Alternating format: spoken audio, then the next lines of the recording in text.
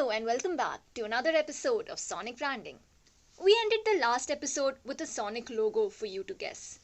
That was the sound of Pixar.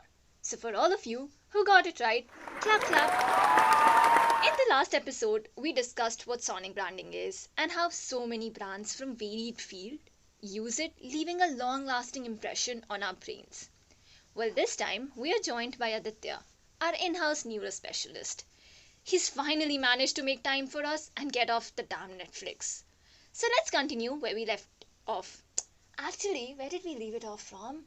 The sound of technology, my friend. Ah, yes, of course, Intel and its famous audio logo. The 5-note logo has such a strong paired association with the brand that we almost immediately relate the sound to that of technology.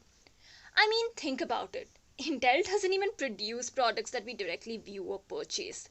The chips are pre installed in our laptops, and yet the sound of the brand has such a strong correlation with its identity.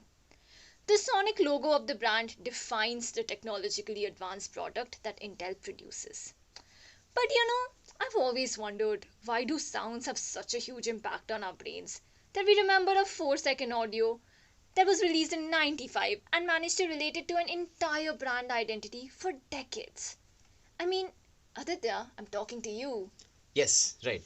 So, the main reason that sound has such a huge impact on us is that our bodies are designed in a way where the audio circuitry is less dense than the visual circuitry.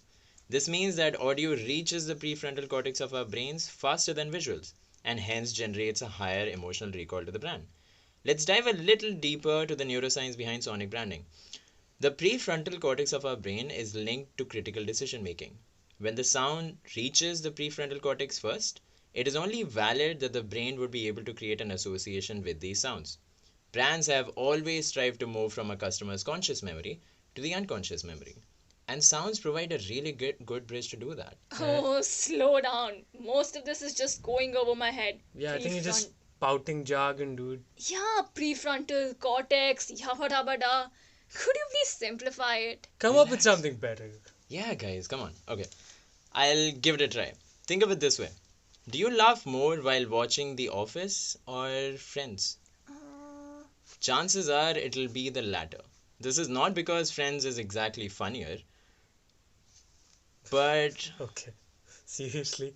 You think The Office is funnier? Come on, Aditya. yeah, I know, Rishabh, it's a controversial statement, but hear me out. I personally prefer The Office, but the thing is, The Office doesn't have a laugh track. Without the audience laughing in the background, you won't find things as funny as you would with them. Sounds help us pay attention to the brand's message. With the plethora of information regarding a brand available on the internet, sound is one medium that has a long lasting effect and also induces brand recall. Okay, use whatever logic you want. Friends is the OG, Office is. Ah, Rishabh, just quiet down for a bit. But you know what, Akanksha? I was actually reading this article on the internet that said brands like Intel have actually decreased their use of Sonic logo over the years, from 95% in 2018 to 49% in 2019. But on the other hand, we have brands like MasterCard who are investing nearly $15 million in their new Sonic logo. Why do you think this disparity arises? I mean, I think a standalone audio logo doesn't have much of an impact. We associate sound with a certain setting or a scene, and hence it becomes important for audio logo to be packaged with the right advertisement. So Intel reduced the use of its Sonic logo because consumers started associating the sound of Intel with other brands like Dell, Microsoft. So while developing an audio logo for your brand, it is important to ensure that it doesn't get diluted with other brand identity. Hmm, makes sense. But what about MasterCard? Yeah, about that. I mean, MasterCard has invested a lot of money in their new Sonic logo, and the constantly growing audio market is ensuring more companies going in that direction. I mean, just imagine with the rise of smart speakers, audio shopping, I won't be surprised if a few years down the road, the audio logo gets embedded to products and the UI UX of websites. Audio logos are the future, my friend, and this makes it important for brands to invest in building this sonic identity before it is too late. Ah, What is wrong with you, Aditya? Last episode you were watching Netflix. Now you're transacting. Can you, for God's sake, focus on this very important discussion we're trying to have? Relax, relax. But how do you even know I was transacting? I mean, that clearly was a Google Pay sound. I'm not stupid. Nobody's a bigger spendthrift than you, man. Okay, okay, you guys are right. We have been recording this podcast for far too long, and I was hungry, so I thought I would order food from cafe tomorrow. 5 minutes is long for you, huh? You see the power of sonic branding? I can even tell if you're lying. Uh, yes, but I think we're getting distracted. Let's just get back to sonic branding. Oh, of course, yes, yes. So, do you know, according to a study, if they removed the sound of coins and machines from a casino, their revenue would go down by nearly 15%. I think that is what payment sector brands are doing.